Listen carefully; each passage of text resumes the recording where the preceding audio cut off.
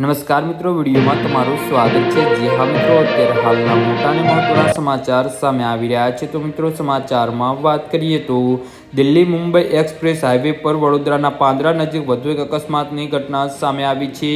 પાદરાના સમલિયા ગામની સીમમાંથી પસાર થતા એક્સપ્રેસ વે પર મોડી રાત્રે એક ઇકો કાર, આઈસર ટ્રક અને લક્ઝરી બસ વચ્ચે એટલો ભયાનક અકસ્માત સર્જાયો હતો કે વાહનના ખુરચે ખુરચા ઉડી ગયા હતા અને આ ત્રિપાંખીય અકસ્માતમાં ઇકો ગાડીમાં સવાર 4 લોકોના કમકમાટી ભર્યા મોત નીપજ્યા છે, જ્યારે અન્ય 5 લોકો લોહીલુહાણ હાલતમાં ગંભીર રીતે ઇજાગ્રસ્ત થયા છે।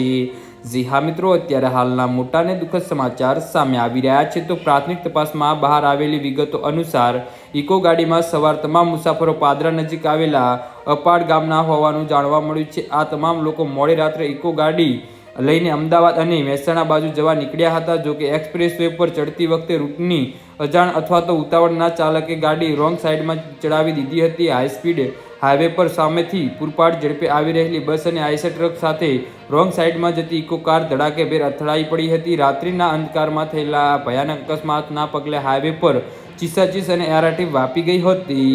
જી હા મિત્રો, તો આના વિશે તમારું શું કહેવું છે તો નીચે અમારી કમેન્ટ બોક્સમાં જરૂરથી જણાવજો અને અમારી યુટ્યુબ ચેનલને સબસ્ક્રાઈબ કરવાની ભૂલતા નહીં। ધન્યવાદ।